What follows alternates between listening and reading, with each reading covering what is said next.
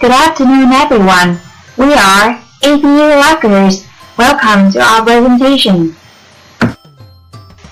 We are from Group 11, and these are my friends.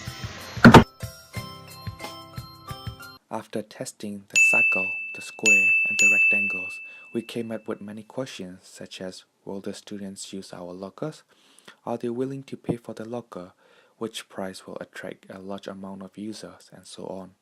After the discussions to assess and prioritize ideas, our group came up with the hypothesis that said, with reasonable price, our locker will attract a great amount of users because the need of APU students to use lockers on APU campus is huge.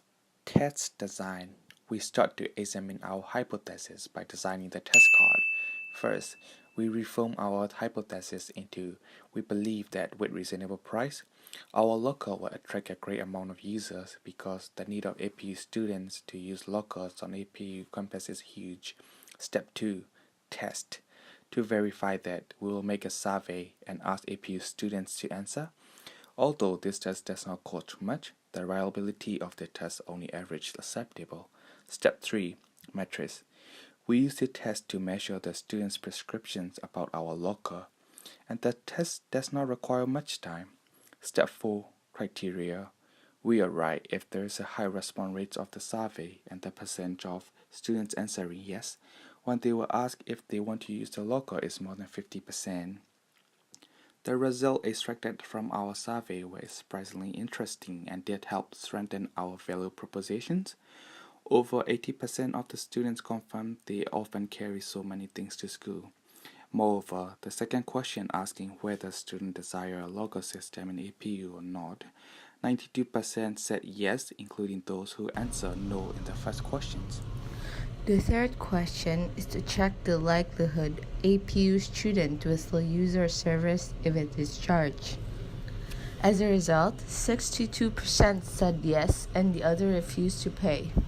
Next, we let students choose the most appropriate price per time using our service from a range of 100 to 500 yen.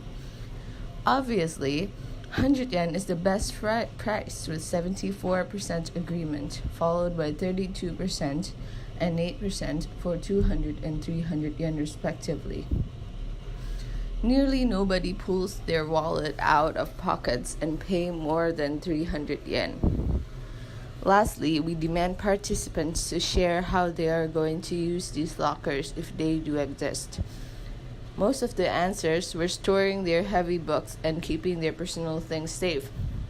The first two questions proved we have identified exactly the pain that IPU students are passively suffering from in their demand for a locker system on that campus.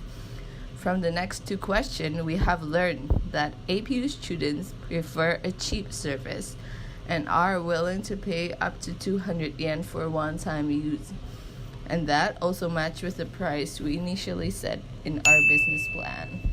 Last but not least, answer from the last question show that there are many students seeking for security and the ease of bringing too many things to school, so we can guarantee that our locker system will sustain.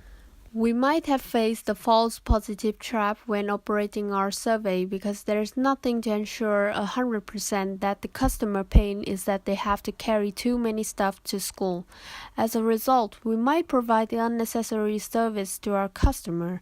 However, to eliminate the risk, we observed students and researched about the current situation on campus before bringing up our ideas of APU Locker.